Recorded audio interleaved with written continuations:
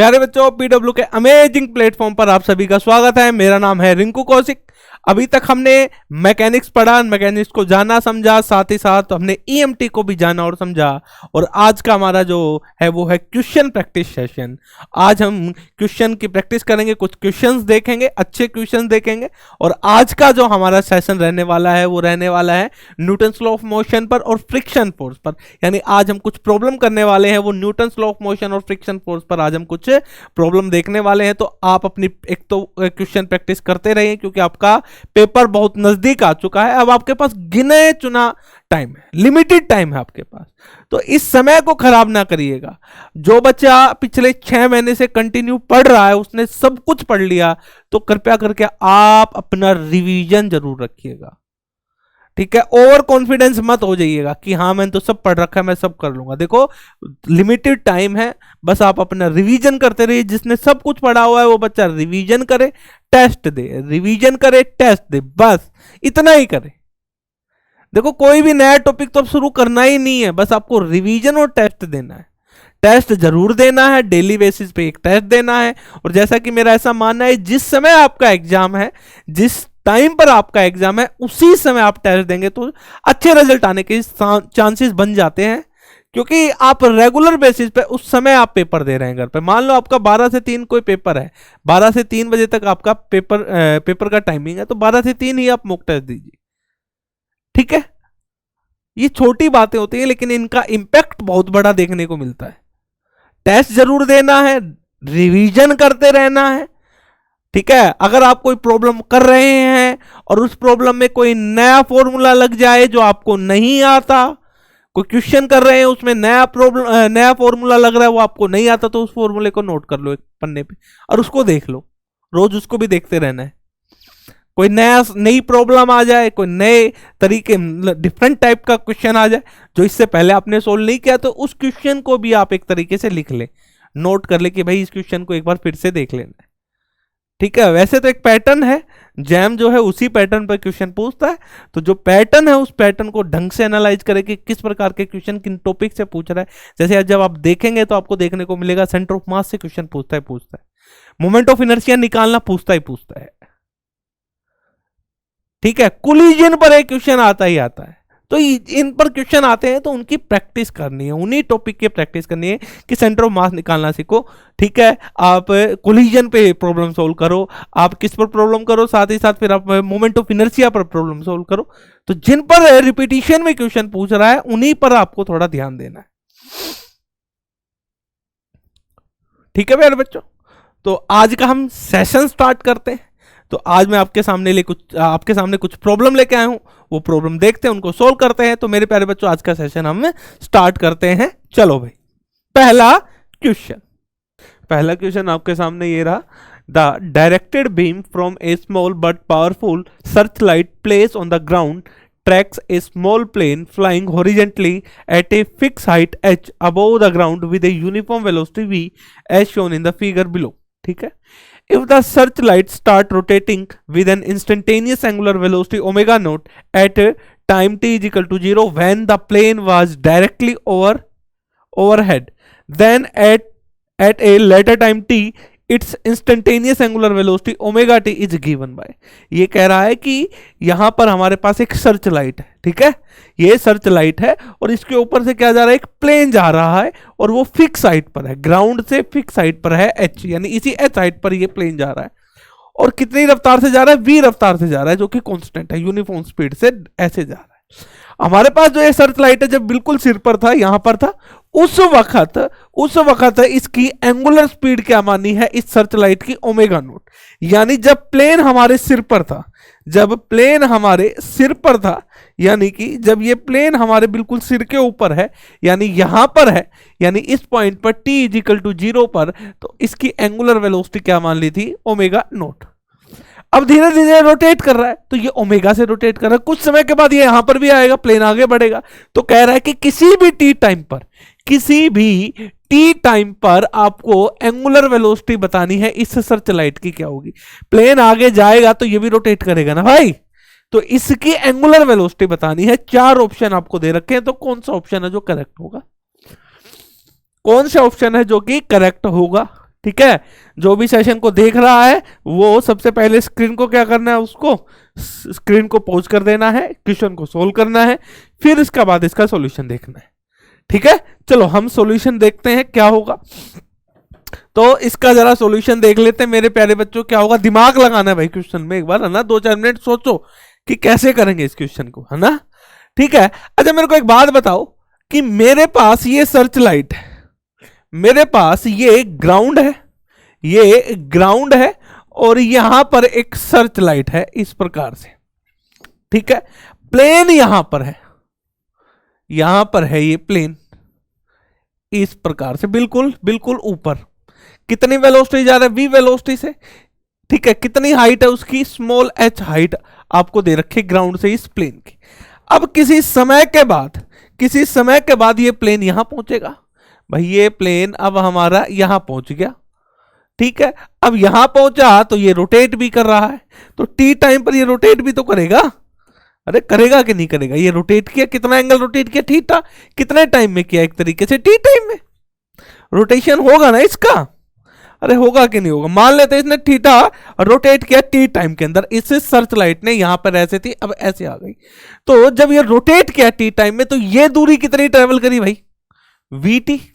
अब ध्यान से देखो, एक ट्रायंगल बन रही है, राइट एंगल ट्रायंगल, एक राइट एंगल ट्रायंगल बन रही है इस प्रकार से। ये हाइट है स्मॉल h और ये कितनी है vt, और ये एंगल कितना है t, यानी t टाइम में कितना रोटेशन हुआ है उसका t हमें निकालनी है ओमेगा। अच्छा मेरे को एक बात बताओ, हम टेंजेंट थीटा क्या लिख सकते हैं यहां से, tangent theta is equal to perpendicular upon base, perpendicular क्या है vt बाई h। हमें निकालना क्या है, हमें निकालनी है ओमेगा किसी भी t टाइम पर। भाई साहब t इजिकल टू जीरो पर इस सर्च लाइट की एंगुलर स्पीड क्या है, ओमेगा नोट। तो t is equal to T time पर हमें बताना है क्या होगा। टेंजेंट थीटा है, तो मैंने क्या किया, अब ये ओमेगा क्या होता है, किसी भी t टाइम पर हमें ओमेगा निकालना है ना। ओमेगा होता क्या है, ओमेगा होता है D theta by D T.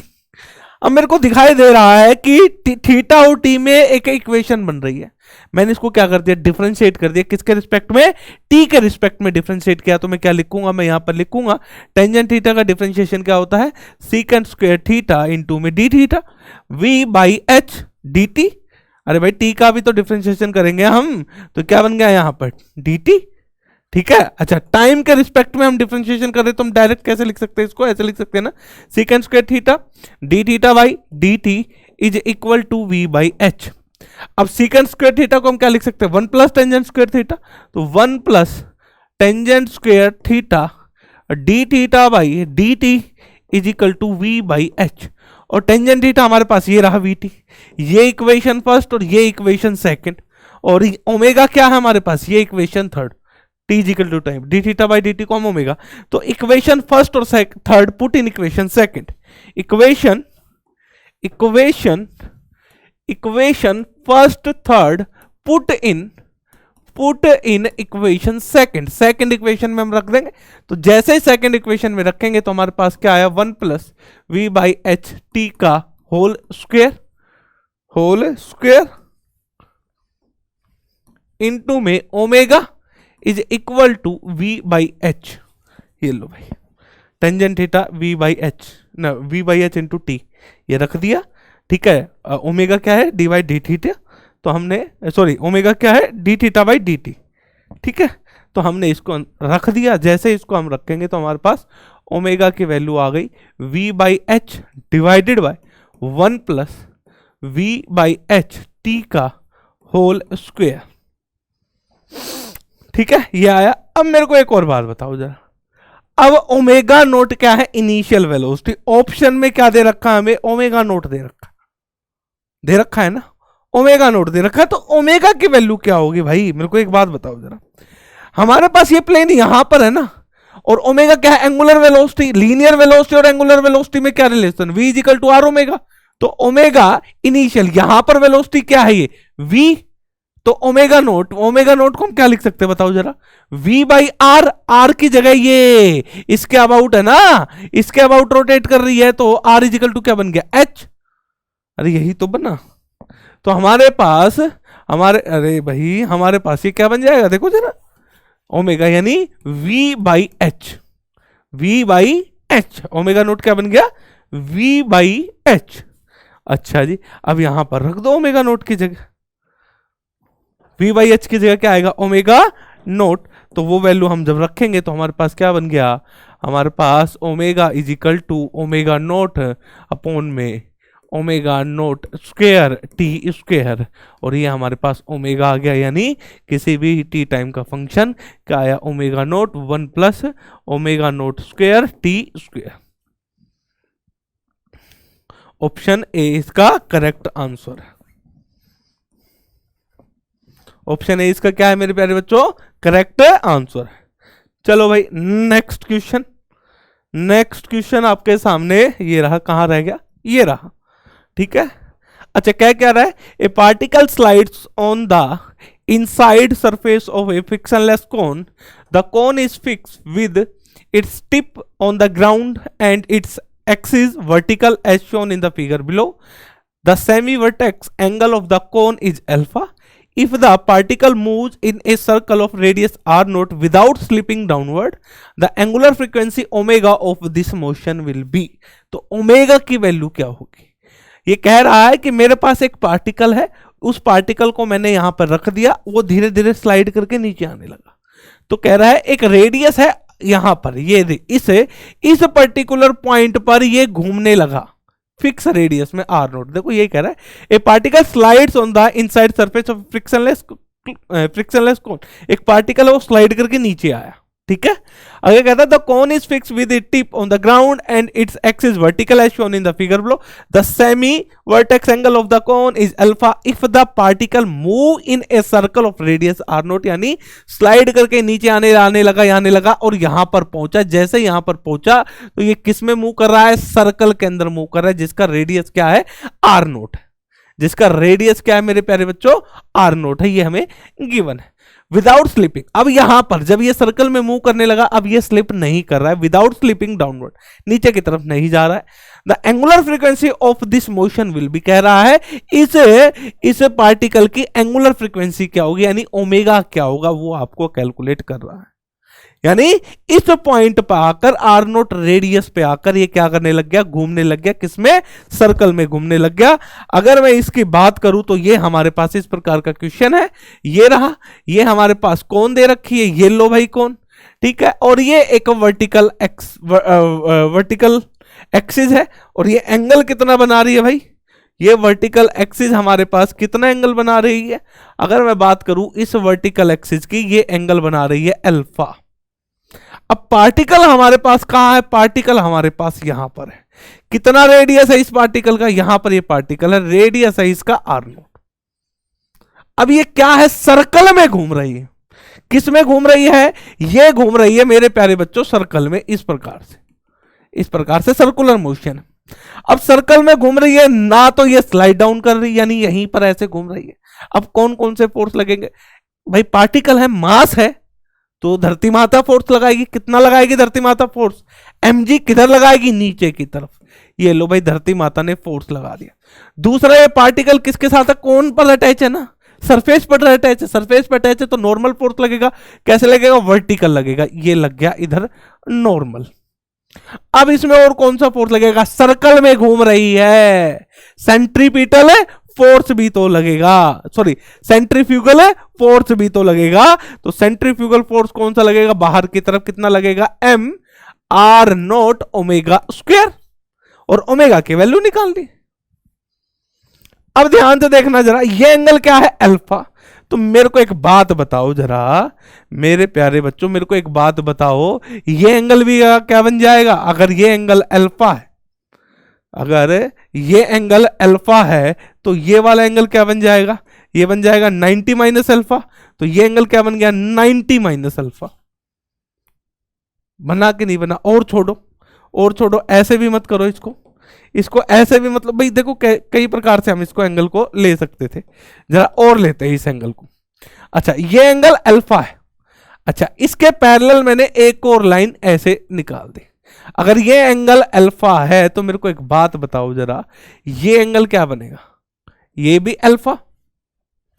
भाई ये एक लाइन है सिंगल, दो लाइन ऐसे, ये दो पैरेलल लाइनें ऐसे है ना, और ऐसे लाइन जा रही है।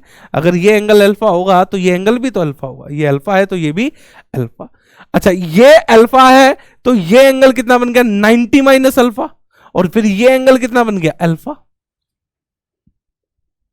समझे कि नहीं समझे? ये एंगल कितना बना अल्फा।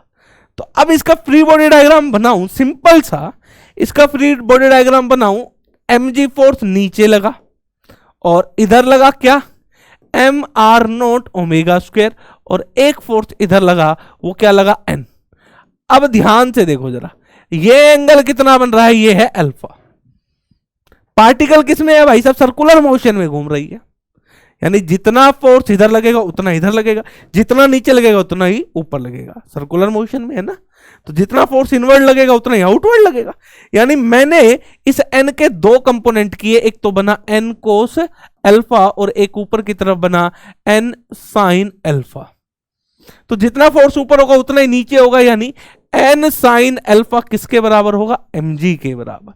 n कोस अल्फा किसके बराबर होगा हमारे पास m are naught omega square के बराबर।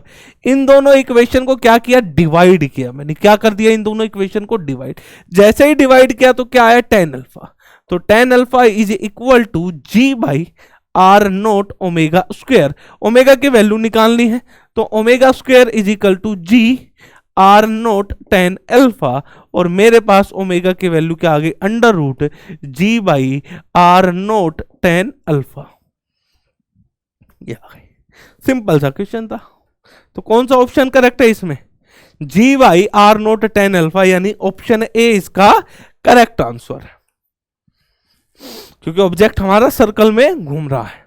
चलो भाई नेक्स्ट क्वेश्चन आपके सामने ये रहा। क्या कह रहा, कह रहा है a simple pendulum consisting of a small ball of mass m attached to a massless string hanging vertically from the ceiling is oscillating with an amplitude such that the maximum tension in the string is related to the minimum tension by this।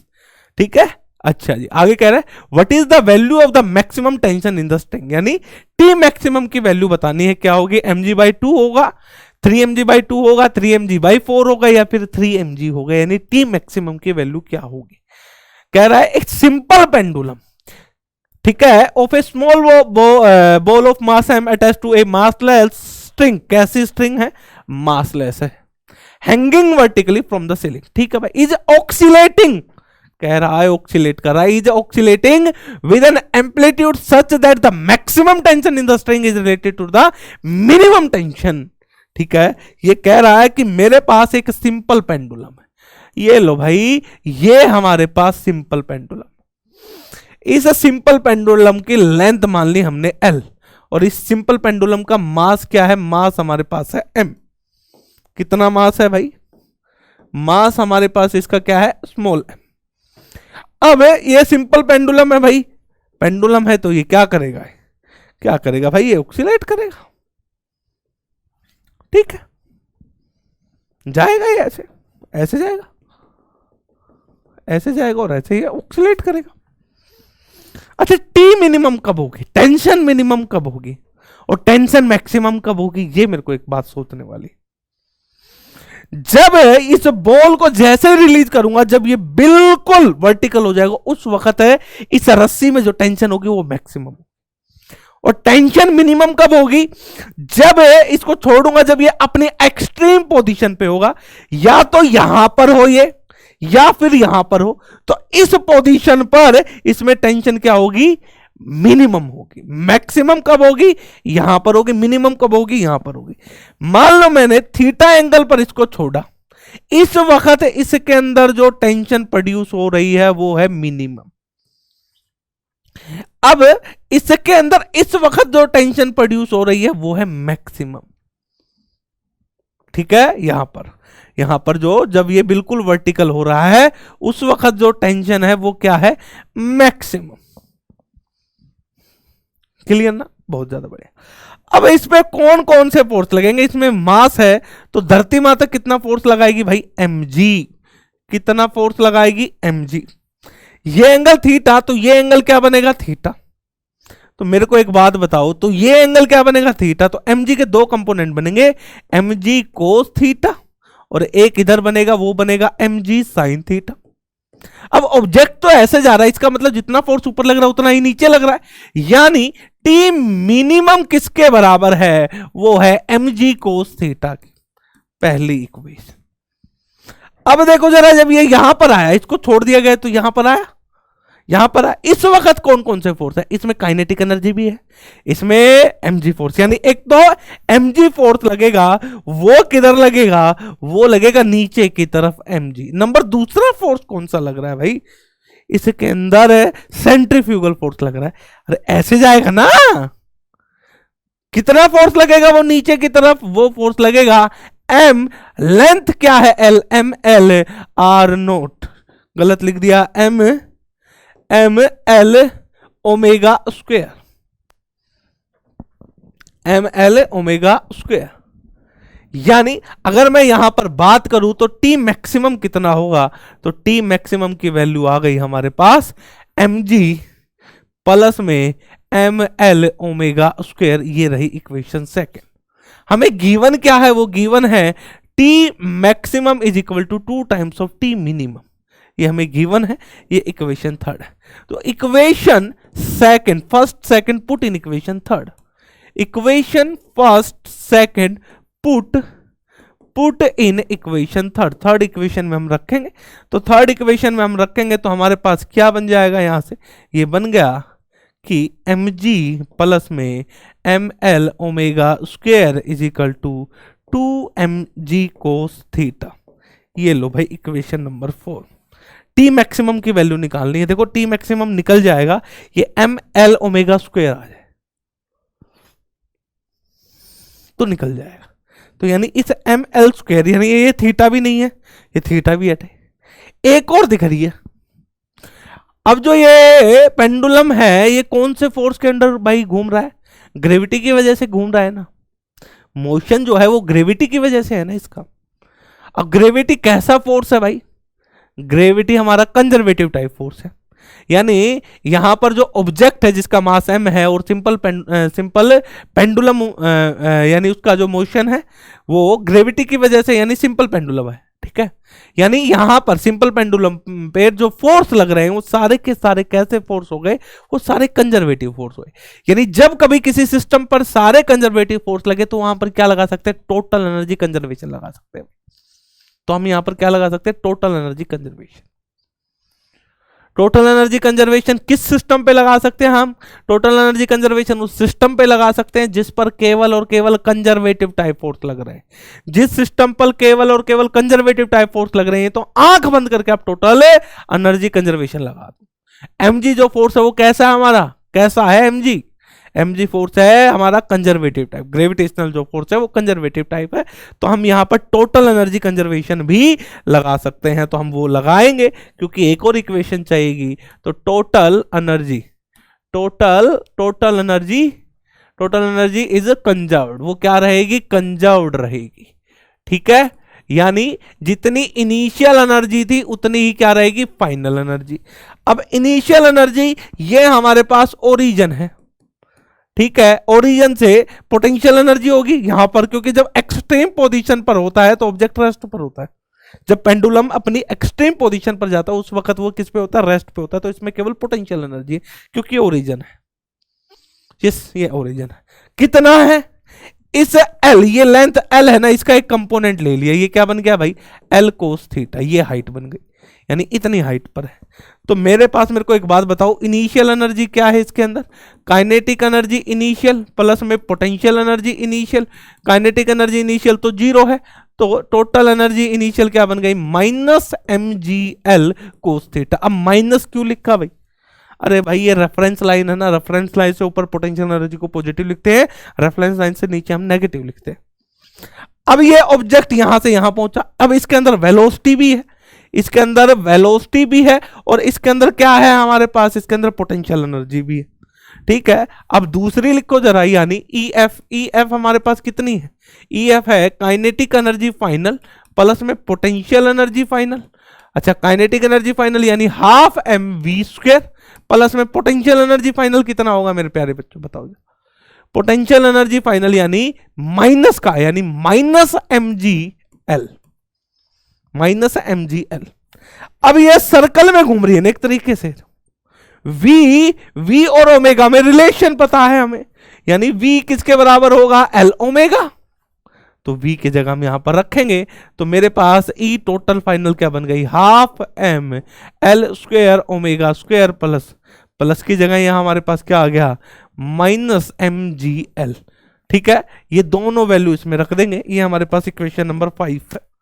ये 5, इसको 6 बोला और इसको 7 बोला। ठीक है, equation 6 7 put in equation 5, put in equation 5 में रखेंगे तो हमारे पास क्या आ जाएगा, यहां से आगे minus mgl cos theta is equal to half M L square omega square minus mgl, 2 से मल्टीप्लाई कर दिया माइनस 2 mgl से डिवाइड कर दिया minus 2 mg cos theta is equal to M L omega square minus 2 mg। ठीक है, ये आ गया। तो हमें क्या चाहिए, ये रहा mg ml ओमेगा स्क्वायर। ठीक है, ये रहा, ये रहा। ठीक है, ये आ गई इक्वेशन नंबर 8। इक्वेशन 4 और 8 को हम क्या कर देंगे, ऐड कर देंगे।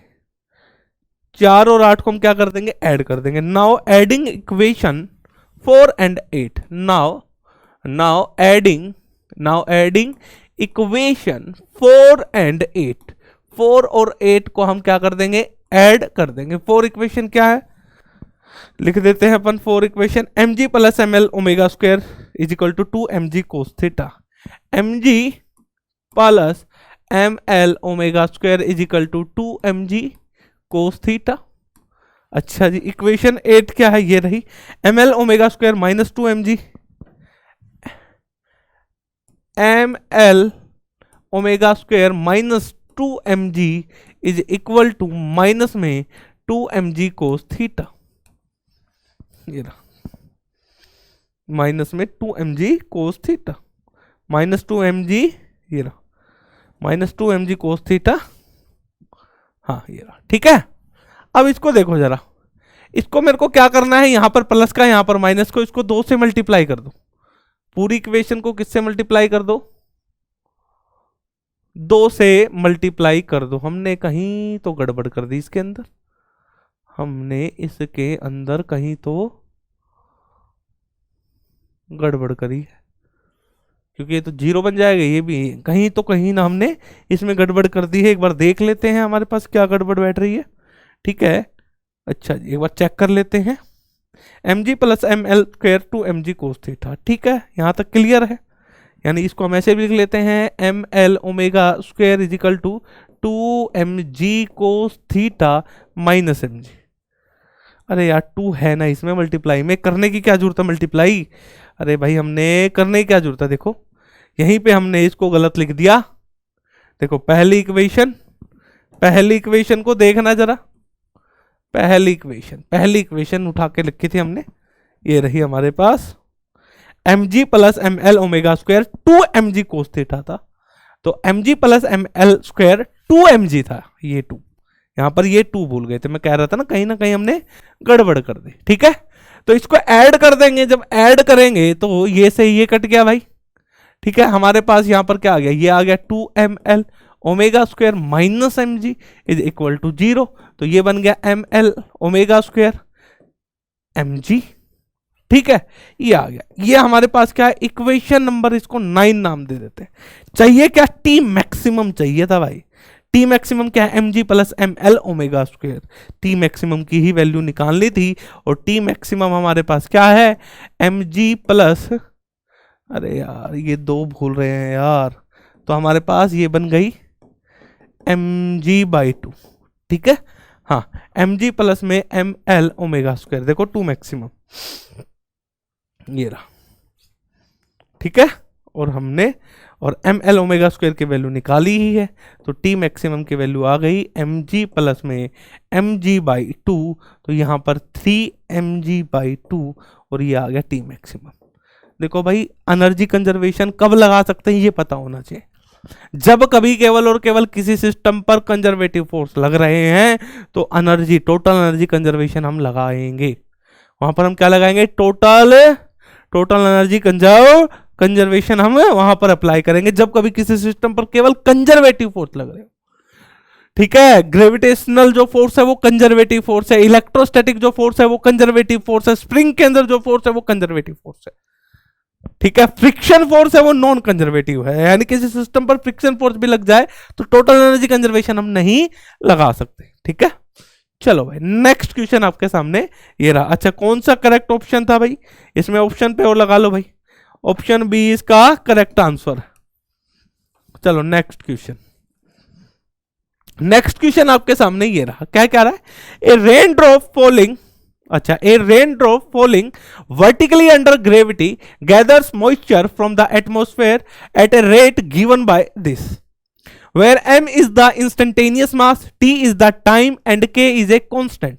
The equation of motion the raindrop is, equation of motion they the raindrop की। ठीक है भाई, बहुत सही है।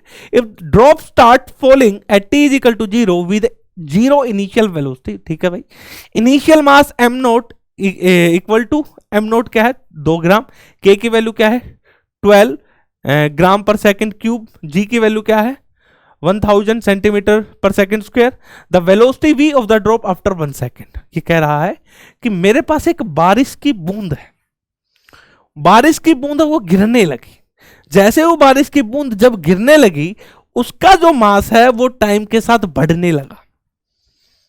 अरे भाई, टाइम के साथ मास dm/dt, यानी समय के साथ मास चेंज हो रहा बारिश बूंद का। ये बारिश की बूंद है, ये गिरने लगी, जब ये बारिश की बूंद नीचे आने लगी तो समय के साथ ये मोटी होने लगी, इसका मास इंक्रीज करा, क्योंकि एटमॉस्फेयर में मॉइस्चर है तो वो उसको कैप्चर करती गई और उसका मास बढ़ता चला गया। बारिश की बूंद जब गिरना स्टार्ट हुई, जब बारिश की बूंद गिरना स्टार्ट हुई थी उस वक्त जो बूंद है उसका जो मास था वो 2 ग्राम था।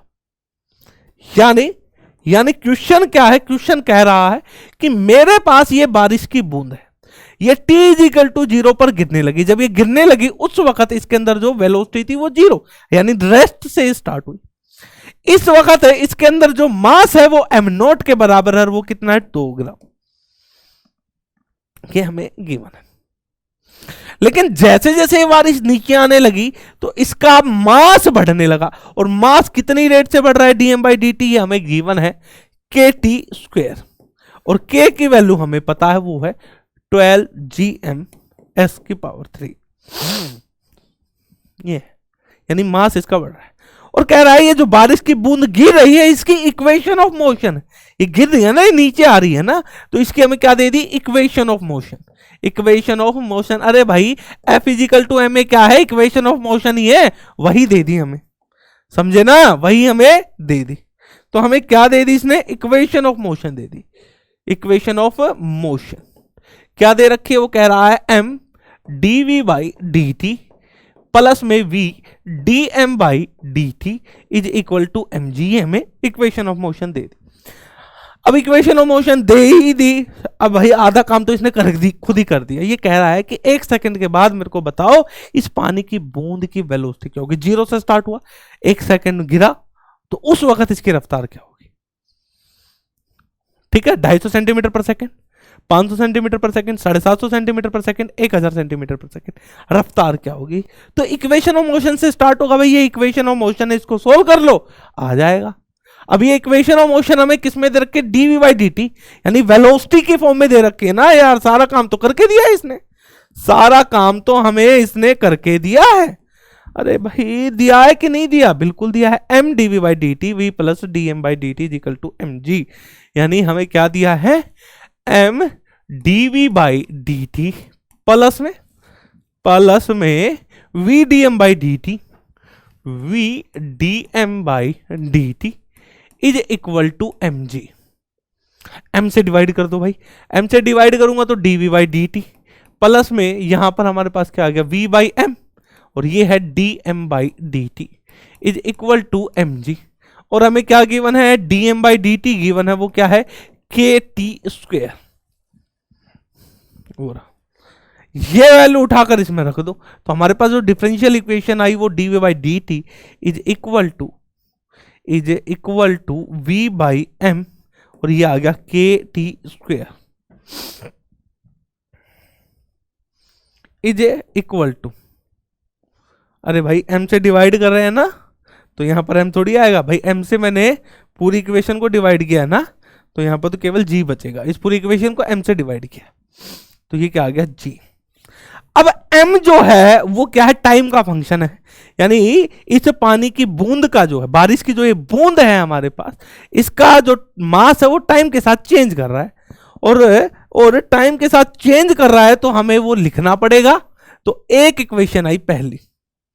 अच्छा जी, ये क्या दे रखा है, ये दे रखा है dm by D T is equal to K T square, ये दे रखा भाई। तो हमें मास निकालना है ना किसी भी टी टाइम पर, तो मैंने क्या कर दिया, के टी स्क्वेयर इंटू में डी टी।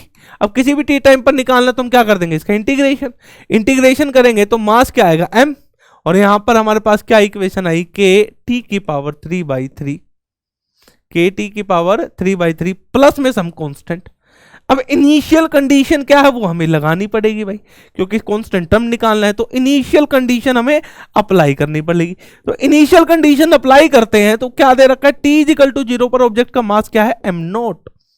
कितना मास है भाई, m नोट।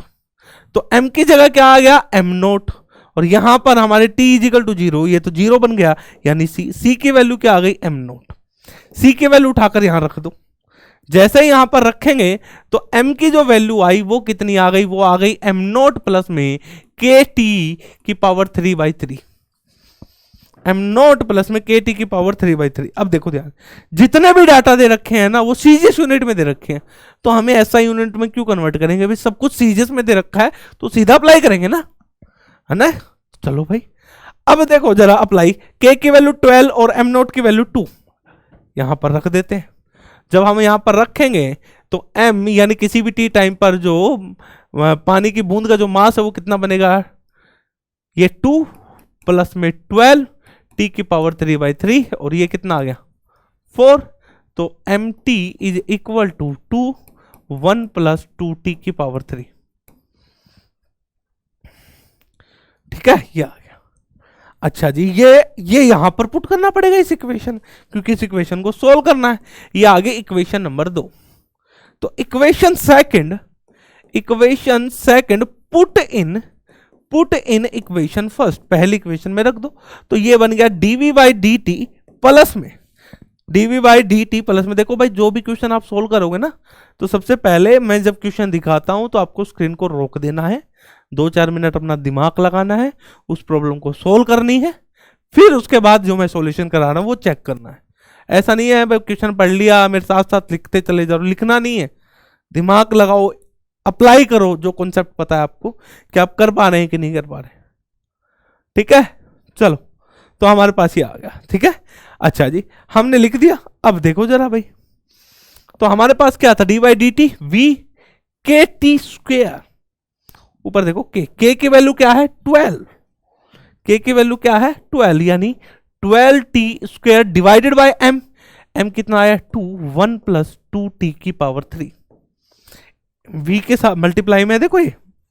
ठीक है, के टी हमने लिख दिया इज इक्वल टू जी। अब इसको थोड़ा और सिंप्लीफाई कर देते हैं, ये से ये कट गया 6, तो हमारे पास बन गया D V by D T plus में 6 टी स्क्वेयर 1 प्लस 2 टी की पावर 3 इंटू में भी इज इक्वल टू जी। ये डिफरेंशियल इक्वेशन है, और मैंने कहा है डिफरेंशियल इक्वेशन सोल्व करनी आनी चाहिए, फर्स्ट ऑर्डर हो चाहे सेकंड ऑर्डर हो, और वहां से क्वेश्चन पूछ भी लेता भाई जैम के अंदर डिफरेंशियल इक्वेशन से सीधा सीधा, और ये डिफरेंशियल इक्वेशन अगर सोल्व करने आती तो क्वेश्चन हो जाएगा, नहीं तो नहीं होगा। अब डिफरेंशियल इक्वेशन है, इस इक्वेशन को सोल्व करना है, तो हम कैसे करेंगे, v इंटू में integrating factor is equal to integrating factor into में ये क्या है g dt। अब इंटीग्रेटिंग फैक्टर हमें पता चले, इस इक्वेशन को नाम दे दिया इक्वेशन नंबर 3। अब हमें क्या पता चले थे, इंटीग्रेटिंग फैक्टर, तो इंटीग्रेटिंग फैक्टर क्या आएगा, e की पावर ई की पावर ये जो कांस्टेंट है एज इट इज, ई की पावर ये आ गया 6t²। चलो भाई नीचे लिख लेते थोड़ा सा, इंटीग्रेटिंग फैक्टर ये बन गया ई की पावर इंटीग्रेशन, थोड़ा सा बड़ा बना लेते हैं, इंटीग्रेशन 6t² 1 + 2t की पावर 3 इंटू में dt। ठीक है, अब ये हमें इस ऊपर का थोड़ा सा सोल्व कर लेते हैं। 6t² 1 + 2t की पावर 3 dt, इसको जरा सोल्व करते हैं। पहले इसको सोल्व करते हैं, तो इसको सोल्व करने के लिए इंटीग्रेशन को मैंने नीचे वाली टर्म को क्या मान लिया, z मान लिया। मैंने माना 1 + 2t की पावर 3 इजिकल टू z। डिफरेंशिएशन किया तो 0 + 6t² dt is equal to dz। ठीक है, अच्छा जी, ये आ गई। इसको इक्वेशन नंबर ये थर्ड है, इसको 4 माना। अब इसको हम सोल्व कर रहे हैं, इसको 5 माना। ठीक है, ये जो वैल्यूज आई इनको हमने 6 बोला, तो equation 6 put in equation 5, put in equation 5 में पुट कर दिया। तो इंटीग्रेशन करेंगे तो हमारे पास क्या बन जाएगा, नीचे आ गया z, ऊपर क्या आ गया, ऊपर आ गया dz। इसको जब इंटीग्रेशन करेंगे तो क्या आएगा, ln z log z। ठीक है, यानी ये इंटीग्रेशन क्या आया, ln z। अरे भाई ये जो इंटीग्रेशन आया है ये कितना आया, ln z, यानी ये वाली। अरे भाई ये वही तो बन गया, यानी हमने क्या निकाल दिया, हमने निकाला ये, यानी 6t² 1 + 2t की पावर 3 ये dt। और जब हमने इसको इंटीग्रेशन किया ये पुट करके, तो हमारे पास क्या आ गया, dz/z यानी ln z। इसको हमने बोला 6। इक्वेशन 6 को हमने 4 में रखा। Equation 6 put in equation 4, put in equation 4 में जैसे रखेंगे तो इंटीग्रेटिंग फैक्टर आ जाएगा। तो इंटीग्रेटिंग जो फैक्टर आया हमारे पास e की पावर ln z, तो e से ln कट गया क्योंकि अपोजिट होते हैं, तो बच के आ गया z। और z की वैल्यू हमारे पास क्या है, वो है 1 + 2t की पावर 3, यानी इंटीग्रेटिंग फैक्टर कितना है, 1 + 2t की पावर 3 आया। अब ये जो इंटीग्रेटिंग फैक्टर आया है हमारे पास, ये वैल्यू उठा के कहां रखनी है, इसमें रखनी है, इक्वेशन 3 के अंदर। यानी ये जो वैल्यू आई है, ये हमारे पास जो वैल्यू आई इसको नाम दे दिया equation 7 put in equation 3। Equation 7 put in equation 3 के अंदर रखेंगे तो v इंटू में 1 + 2t की power 3 is equal to 1 + 2t की पावर 3 g dt। इसका इंटीग्रेशन करो, v 1 + 2t की पावर 3, और ये हमारे पास इसका इंटीग्रेशन करेंगे तो g t प्लस में 2t की पावर 4/4 प्लस में सम कांस्टेंट। तो हमारे पास v की वैल्यू आ गई 1 + 2t की power 3 is equal to g, और हमारे पास ये आया t प्लस में t की पावर 4/2 प्लस में सम कांस्टेंट। अब इनिशियल कंडीशन फिर से लगा देंगे, इनिशियल कंडीशन हम फिर से लगा देंगे। इनिशियल कंडीशन क्या कहती है भाई, यहां पर इनिशियल कंडीशन कहती है t = 0 पर क्या जीरो थी, वेलोसिटी 0 थी, यानी v की वैल्यू क्या है, 0। ये वैल्यू अप्लाई करो t = 0 पर, भाई साहब t = 0, ये पूरी टर्म 0, v 0, यानी c की वैल्यू क्या आ गई, यहां पर 0 के बराबर आई। अब ये वैल्यू उठाकर यहां रखेंगे तो हमारे पास तो v 1 + 2t³ is equal to g t + t², यानी t की पावर 4/2 ऐसे कुछ आया है। हाँ ये रहा, आ गया हमारे पास। ठीक है, वेलोसिटी निकालनी तो v की वैल्यू क्या आ गई, g। इसको हम पुट कर देंगे तो कितना आ जाएगा, 2t प्लस में t की पावर 4, ये आ गया, ये 2। ठीक है, ये आ गया 1 + 2t की पावर 3 आ गया हमारे पास। वेलोसिटी तो निकालनी थी, ये वेलोसिटी क्या है, किसी भी t टाइम पर भाई, तो यानी किस टाइम पर निकालनी, t = 1 सेकंड पर हमें निकालनी है। तो vt हमारे पास क्या बन जाएगा, g। अब लो भाई, ये कितना आया, 2, ये कितना आया, 1, ये लो भाई 2, ये कितना है, 1, ये कितना है, 2, ये कट गया तो ये कितना आ गया G/2। जी की वैल्यू क्या दे रखी है 1000, कितनी आ गई 500 सेंटीमीटर पर सेकेंड।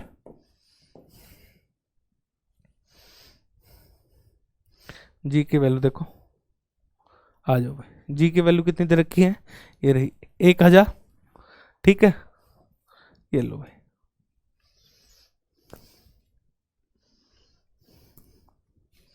ये लो 1 सेकंड पे हमें निकालना था, ठीक है। तो यानी 2 + 1, 1 + 2, 3, 3 ऊपर बना 3 नीचे बना, कट गया, ये आ गया। कौन सा ऑप्शन है, 1 सेकंड पे निकालना था हमें, तो कौन सा ऑप्शन मैच कर गया, ऑप्शन बी हमारा इसका मैच कर गया। देखो 1 सेकंड के बाद आपको निकालना था, ठीक है। चलो भाई नेक्स्ट क्वेश्चन आ जाओ भाई। नेक्स्ट क्वेश्चन क्या है हमारे पास, चलो चलो चलो शाबाश।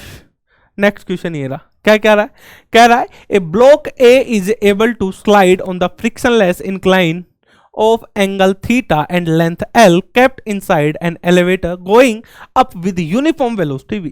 यानी एलिवेटर जो है उसके इंक्लाइन प्लेन पर एक ब्लॉक को रख दिया जिसका मास m है, ठीक है। देखो a block A is able to slide, और ये जो ब्लॉक A है ये नीचे आ रहा है, ठीक है। अच्छा, block A is able to slide on the frictionless incline of an angle theta and length L, यानी इस इंक्लिनेशन की लेंथ क्या है L दे रखी है, ठीक है। Kept inside an elevator going with a uniform velocity v, यानी हमें इसको एक एलिवेटर के अंदर रख दिया, यानी हमने इसको किसके अंदर रख दिया, लिफ्ट के अंदर रख दिया, जो कि यूनिफॉर्म वेलोसिटी से ऊपर की तरफ जा रहा है। Find the time taken by the block to slide down the length of the incline if released from the rest. ये कह रहा है कि समय बताओ जब इस ब्लॉक को हमने यहां से रिलीज किया और जब ये बॉटम पर पहुंचा तो कितने समय में पहुंचा, वो टाइम बताना है, जब ये लिफ्ट है यूनिफॉर्म वेलोसिटी से ऊपर की तरफ जा रहा है। दूसरा, what would be the time taken if the elevator accelerates at a, अगर ये ए एक्सेलरेशन से एक्सेलरेट हो जाए तब क्या टाइम लगेगा, क्या दोनों समय सेम लगेगा, क्या दोनों समय अलग अलग लगेगा, या कुछ और वैल्यू होगी, यानी इन चार में से कौन सा ऑप्शन होगा। जब एलिवेटर ए एक्सेलरेशन से जाएगा तब क्या समय लगेगा, जब एलिवेटर हमारा जो है अगर ये क्या कहते हैं यूनिफॉर्म स्पीड से ऊपर जाएगा तब क्या समय लेगा, ठीक है। आपको इसका टाइम पीरियड बताना है, यानी दो केस हैं तो दो केस में आपको बताना है। अच्छा चलो भाई, चलो सबसे पहले हम इसको कहते हैं कि यूनिफॉर्म स्पीड से जा रहा, वो वाला केस हम ले लेते हैं कि मेरे पास ये लिफ्ट है, मेरे पास क्या है, मेरे पास ये लिफ्ट है और इस लिफ्ट के अंदर एक ब्लॉक रखा हुआ है, ये रहा वो ब्लॉक, ठीक है। अच्छा कहां से स्टार्ट हुआ है, ये रेस्ट से स्टार्ट होगा, ठीक है, able to slide on the frictionless, हाँ ठीक है। अच्छा यहां से चला और ये यहां पर पहुंचा। अब ये जो लिफ्ट है कितने से जा रही है, v मीटर पर सेकंड से ऊपर की तरफ जा रही, ये एंगल कितना है थीटा। चलो भाई बहुत ही ज्यादा बढ़िया, एक्सेलरेशन पता चल जाए। ये ब्लॉक हमारे पास यहां पर पहुंचा m, तो कौन कौन से फोर्स लगेंगे भाई, एक तो धरती माता लगाएगी, कितना लगाएगी mg, एक नॉर्मल फोर्स लगेगा n, और कोई फोर्स लगेगा क्या, नहीं। तो इस mg के दो कंपोनेंट होंगे भाई, एक कंपोनेंट ये बनेगा, ये एंगल थीटा तो ये भी थीटा यानी mg कोस थीटा, और एक कंपोनेंट ये बनेगा, ये बन गया mg साइन थीटा, ठीक है। यानी ये ब्लॉक हवा में तो उड़ नहीं रहा, ना नीचे जा रहा है, ये इधर आ रहा है, तो इधर इस पे फोर्स लग रहा है, कितना लग रहा है mg साइन थीटा, यानी mg का एक कंपोनेंट लग रहा है, ठीक है। तो n is equal to mg cos theta के बराबर तो रहेगा। अब दूसरा देखो mg साइन थीटा किसके बराबर है, mg साइन थीटा भाई नेट फोर्स कितना लग रहा है, मास इनटू एक्सेलरेशन, तो m से m कट गया तो a की वैल्यू क्या आ गई g साइन थीटा, तो ये कितने एक्सेलरेशन से नीचे आ रहा है भाई, g साइन थीटा से नीचे आ रहा है। यानी ये जो ब्लॉक है हमारे पास, ये जो ब्लॉक है इसको हम a डैश बोल देते हैं, यानी a डैश एक्सेलरेशन से नीचे आ रहा है, तो a डैश की वैल्यू क्या है, g sine theta. Equation of motion हम लगा ही सकते हैं, इक्वेशन ऑफ मोशन क्योंकि कांस्टेंट स्पीड से जा रहा है, यानी देखो इक्वेशन ऑफ मोशन, ठीक है। देखो इक्वेशन ऑफ मोशन हम कब लगा सकते हैं, ठीक है, ए कांस्टेंट रहना चाहिए हमारा, ठीक है। चलो ए की वैल्यू हम देखते हैं, इक्वेशन ऑफ मोशन कौन सी लगा देख, तो ये है v square minus U square is equal to 2as, दूसरी क्या है v is equal to U plus at, तीसरी हमारे पास क्या है s is equal to U T plus half at square. Time period निकालना है तो भाई पहली वाली तो हम लगा ही नहीं सकते, दूसरी वाली और तीसरी में देखो जरा, इसके अंदर देखो इनिशियल वेलोसिटी पता है, ए पता है, फाइनल वेलोसिटी पता है क्या जब ये नीचे पहुंचेगा, वो तो नहीं पता, तो इसका मतलब ये भी नहीं लगेगी। ये देखो ये टोटल लेंथ कितनी है ये हमें पता है भाई, एल है, तो ये लगा सकते हैं, यानी L is equal to initial velocity क्या थी 0 इंटू में टी प्लस में हाफ 0 इंटू में टी 0 इंटू में टी प्लस में हाफ, ए की वैल्यू क्या आ जाएगी, ए की वैल्यू आ गई जी साइन थीटा इंटू में टी स्क्वायर। तो हमारे पास यहां से जब इसको सोल्व करेंगे तो टी की वैल्यू क्या आ गई 2l जी साइन थीटा, यानी कितना समय लेगा ये, कितना समय लेगा ये, इतना समय लेगा। जब ये लिफ्ट ऊपर की तरफ जा रही थी v वेलोसिटी से, तो ये ब्लॉक यहां से चला बॉटम तक पहुंचने में इसने इतना समय लिया। अब इस लिफ्ट को हम क्या देते हैं एक्सेलरेशन, केस नंबर सेकंड। अब लिफ्ट हमारी एक्सेलरेटेड है, लिफ्ट हमारी केस नंबर सेकंड क्या है, लिफ्ट क्या है एक्सेलरेटेड है। अच्छा जी ये रही लिफ्ट, यही तो लिफ्ट थी, ठीक है ये रहा, बहुत ही ज्यादा बढ़िया। अब देखो जरा ये एंगल क्या है थीटा, यहां पर ब्लॉक है जिसका मास m, अब ये कितने से ऊपर जा रहा है भाई a से, तो इसका एक्सेलरेशन क्या होगा नीचे आने का। अब मेरे को एक बात बताओ, अगर मैं लिफ्ट के अंदर बैठ कर देखूं, मैं यहां पर बैठ गया, मैं चींटी बनकर या मधुमक्खी बनकर यहां पर बैठ गया लिफ्ट में, और मैं इस एम ब्लॉक को देखने लगा। जैसे ही मैं लिफ्ट में बैठा तो मैं कैसा फ्रेम ऑफ रेफरेंस बना, इनर्शियल की non inertial, non inertial frame of reference.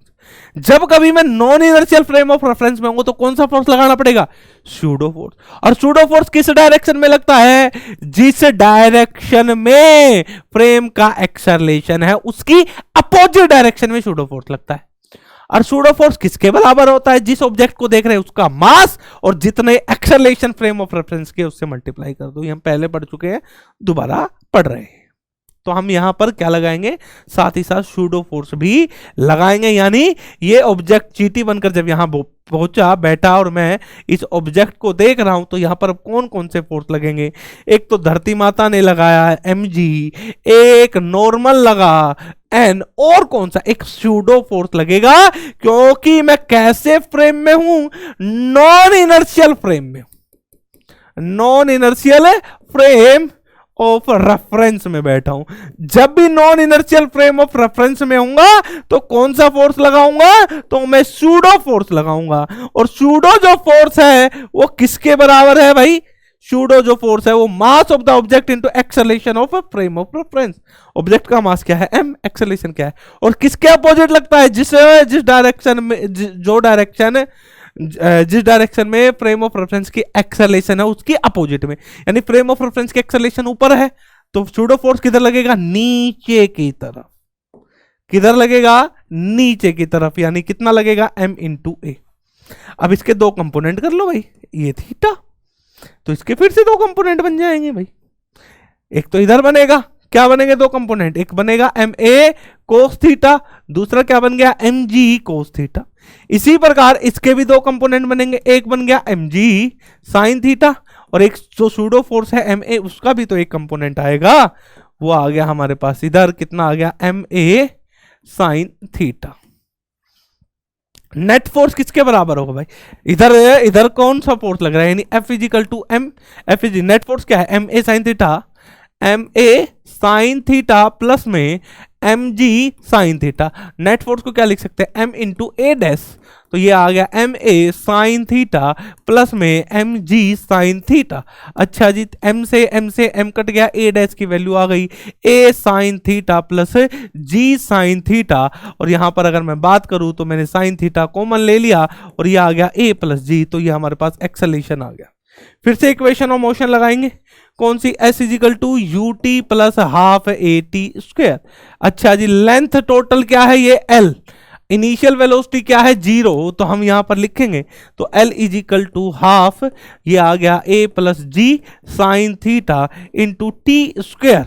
जब हम इसको सिंप्लीफाई करेंगे तो t की वैल्यू आ जाएगी 2l 1 plus G sine theta. अब इतना समय लगेगा जब लिफ्ट a एक्सेलरेशन से ऊपर जा रही है, और जब लिफ्ट हमारी v वेलोसिटी यानी कांस्टेंट वेलोसिटी से जा रही थी, जब इतना समय लग रहा था, तो कौन सा ऑप्शन सही है? ऑप्शन ए इसका करेक्ट आंसर है। ऑप्शन ए इसका क्या है? करेक्ट आंसर है। चलो भाई आगे चलते हैं, नेक्स्ट क्वेश्चन देखते हैं बच्चे इसका क्या है। जरा अगला क्वेश्चन आ जा भाई, आ जा। ये रहा नेक्स्ट क्वेश्चन। क्या रहा है?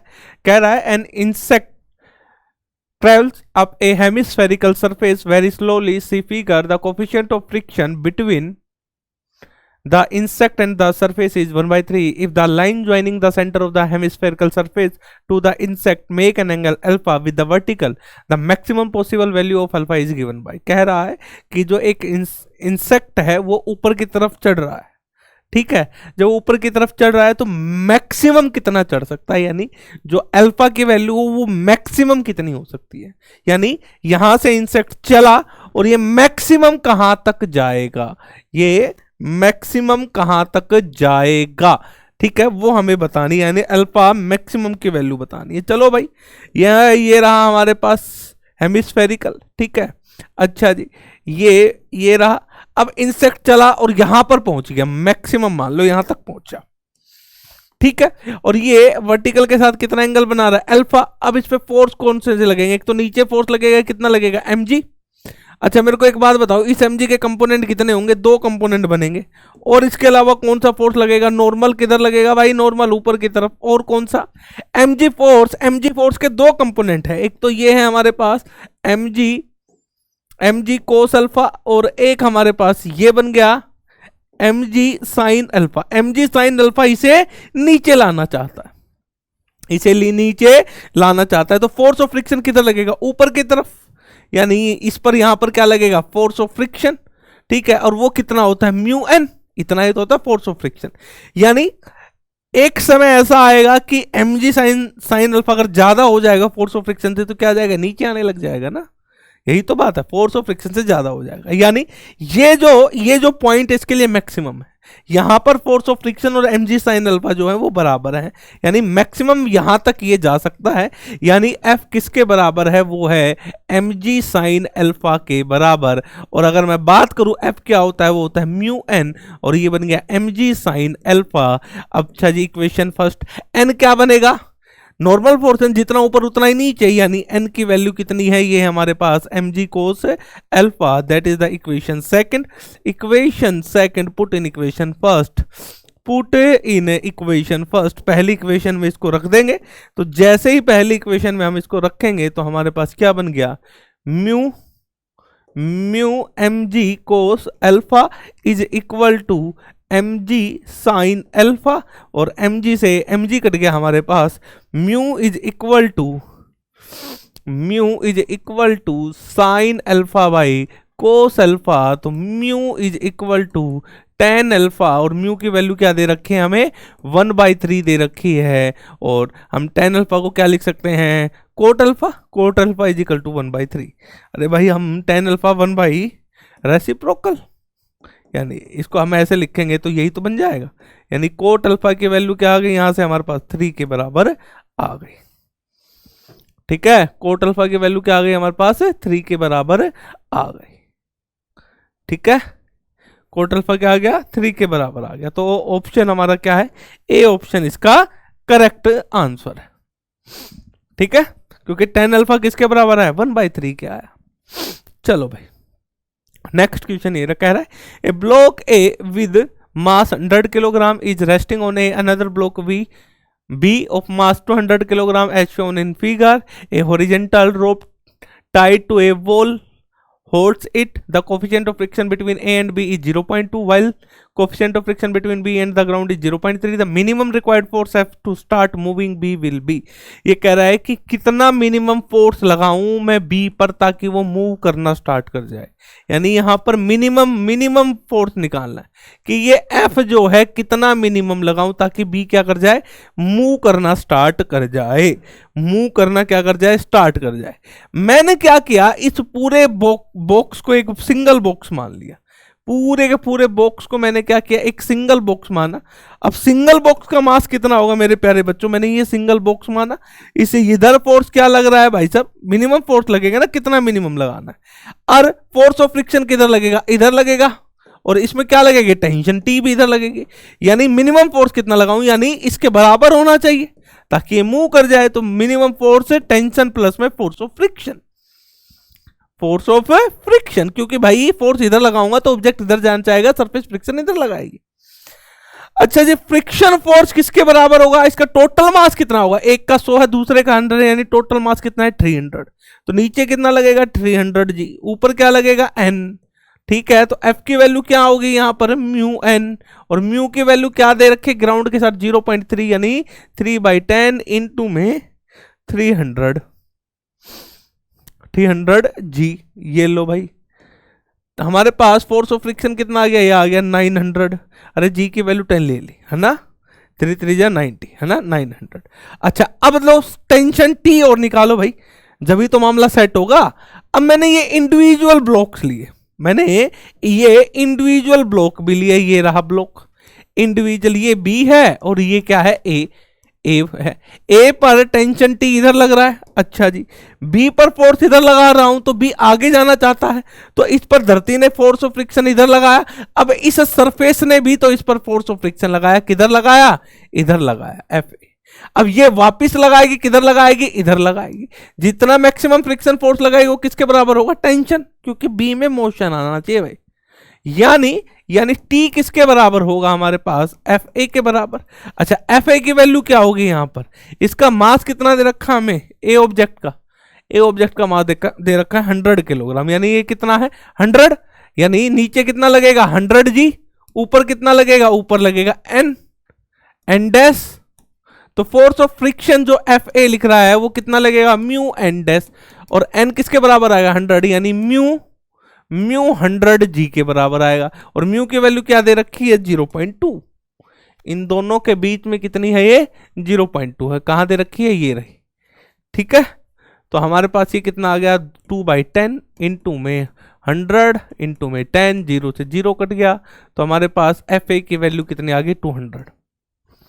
तो मिनिमम फोर्स निकालना था, तो टेंशन कितने के बराबर आ गया 200 के बराबर आ गया। ये वैल्यू उठाकर यहां पर रख दो, तो मिनिमम जो फोर्स लगेगा वो कितना लगेगा, यहां पर लग रहा है 900 प्लस में 200 इज इक्वल टू 1100, यानी 1100 न्यूटन का मिनिमम फोर्स चाहिए बी को मूव कराने के लिए। और हमारे पास तो इसका ऑप्शन जो है वो सी ऑप्शन इसका करेक्ट आंसर है। आज हमने फोर्स ऑफ फ्रिक्शन और न्यूटन्स लॉ पर क्या किया, प्रैक्टिस की, क्वेश्चन प्रैक्टिस की है, ठीक है। आज का ये सेशन हमारे प्यारे बच्चों यहीं तक था। नेक्स्ट सेशन में इससे आगे बढ़ेंगे और भी नई चीज़ों को जानने की कोशिश करेंगे, समझने की कोशिश करेंगे। मेरे प्यारे बच्चों आज का जो सेशन था यहीं तक था। आप अपनी मेहनत करते रहें, अब तो बहुत ही कम समय है, जो आप अपना टाइम खराब कर रहे हैं इधर उधर सोशल मीडिया पर, उसको बंद कर दीजिए। अपना बिल्कुल एक तो पेपर दे डेली बेसिस पर, ठीक है, और साथ ही साथ प्रीवियस ईयर में किस प्रकार के क्वेश्चन पूछे गए हैं उन पर आपका थोड़ा फोकस रहना चाहिए।